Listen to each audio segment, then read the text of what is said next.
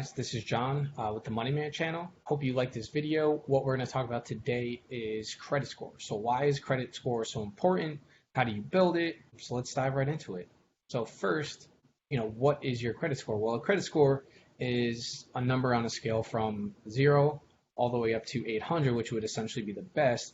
It actually could be more than 800, but we'll say 800 is the best for the sake of an argument. And you really want to be in a range of, let's say, 680 to that 800. And the reason being is because it gives you the financial freedom to rent or own a property. Similarly, it gives you the freedom to lease a car or finance a car, get better interest rates, and things along that nature because you've proven to be a reliable source of income for these other companies. And by the other companies, I mean the real estate companies, someone selling their house or a car dealership. So you're less of a liability to them. So how do you build your credit? Well, first off, if you're in high school or in college, I highly suggest getting on an account as a sub card holder. And what that means is that you're an authorized user under that primary cardholder's account. So for example, if your mom or your sister or your brother or your dad or cousin, for example, has their own credit card, they're allowed to add an authorized user to their account and actually receive their own card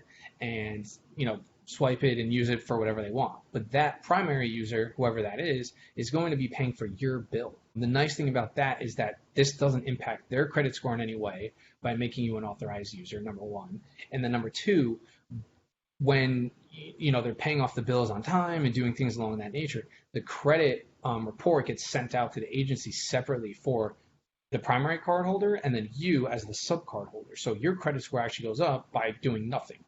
Again, this is good for someone in high school or college that really doesn't have a source of income. If the parents give you an allowance in cash, why not just let you swipe the card, put a limit on it, or just have them trust you to spend whatever they would give you in cash anyway, so that when you get out of high school and college, you have enough credit to be financially free, whatever that means for you.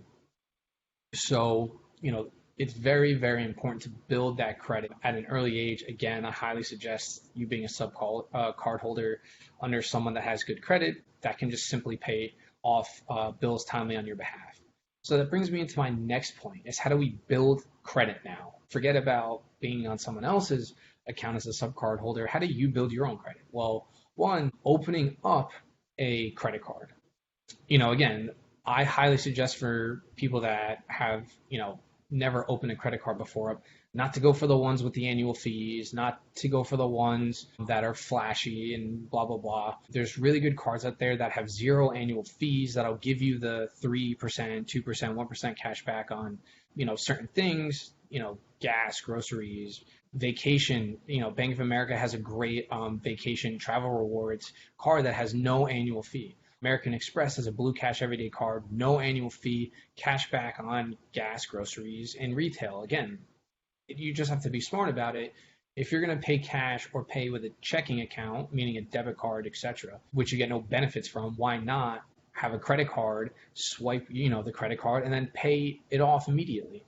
So again, opening up a line of credit, that's how you build, your credit score. And then keeping that line of credit open for a long period of time. The longer you have a line of credit open for, the higher your score goes up. For example, if I have never had a credit card in my life, I only use cash, I only have a checking account, and then I try to open up a credit card today, my credit's going to be slim to none, close to 600 or lower, until I pay my bills on time with the credit card or pay earlier than on time, which is even better. You have to prove to these companies that you're financially responsible when you're using the credit card and essentially using their money, that you can pay it back on time.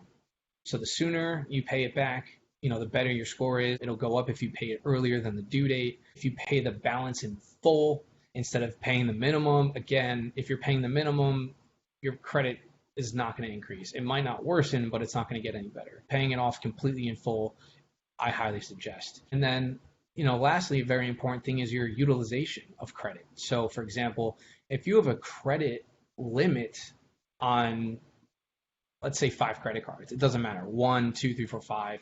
Let's say you have, 5 credit cards and, you split them up, and in total, your line of credit between all is $20,000, meaning if you max all those cards out, all 5, it's $20,000.